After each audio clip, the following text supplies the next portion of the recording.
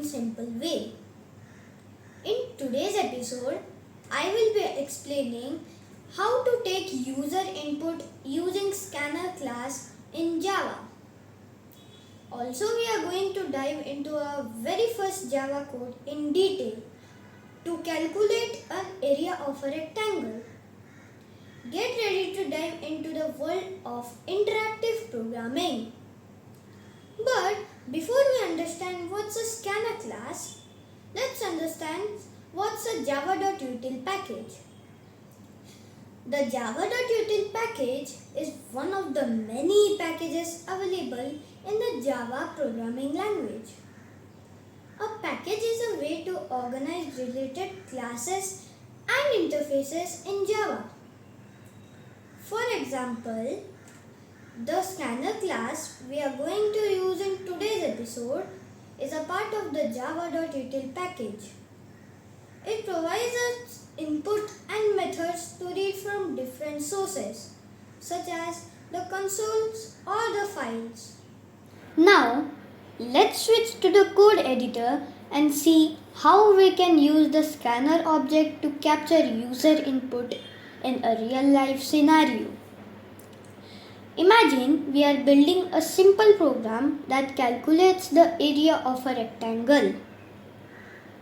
In order to calculate the area, we need the user to provide the length and width of the rectangle. Look at these lines of code. I will explain how this code works. Now we are going to explore the scanner class, which allows us to easily capture user input. Let's jump right in. To begin, we have imported the scanner class which resides in the java.util package by using the statement import java.util scanner. The scanner class provides various methods to read different types of input from the user. Now, let's take a closer look at the line of the code that says public class area of rectangle. This line is crucial as it defines the main structure of our program. We have used here curly braces to define the body of the main method.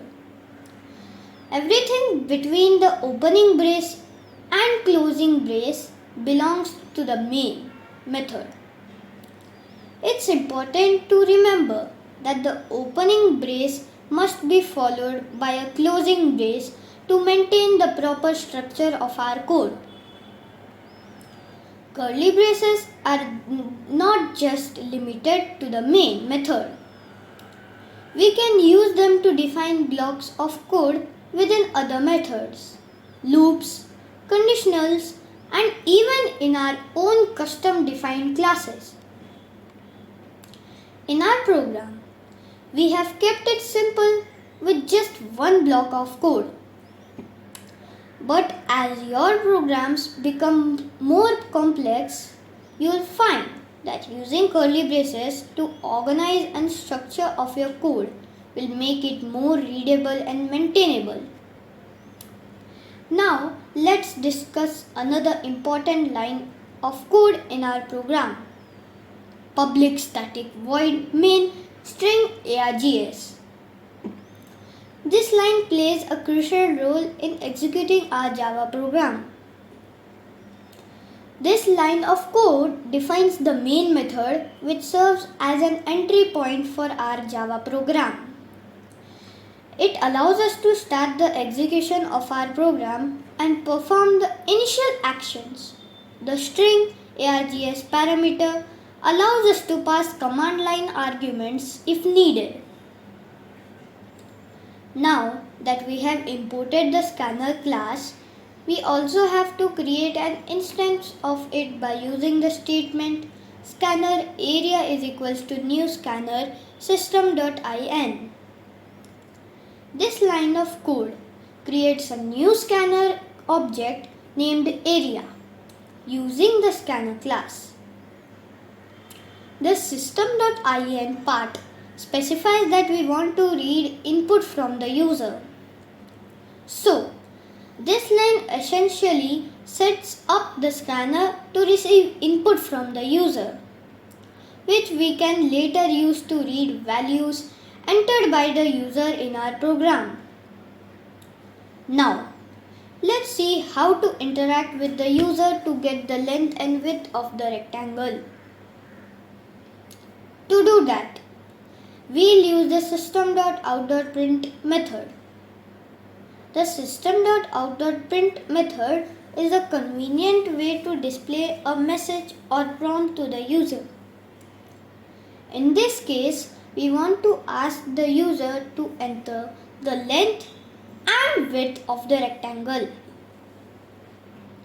As you can see, we use the system.out.println enter the length to display the message enter the length on the console. This prompts the user to enter the length value. Similarly, system.out.print enter the width will display the message enter the width. By using system.out.print, we can provide clear instructions or messages to the user, making our program more interactive. It's important to communicate with the user and guide them through the input process, especially when we need specific information for our program. So with this line of code, we prompt the user to enter the length of the rectangle, ensuring that they know what value we are expecting. This helps in creating a user-friendly experience and ensures that the program operates correctly. To capture the user input, we can use the nextInt method of the scanner class to read an integer value. Here, we use the nextInt method to read the length and width values from the user and store them in respective variables. The nextInt method reads the next integer from the input stream. Now that we have captured the length and width, let's calculate the area of a rectangle using the formula length multiplied by width in this code. Now let's move on to another important line in our code. System.out.println the area is plus area. This line is responsible for displaying the calculated area of the rectangle to the user. In Java, we use the system.out.println statement to print output to the console. It allows us to display messages or values during the execution of our program.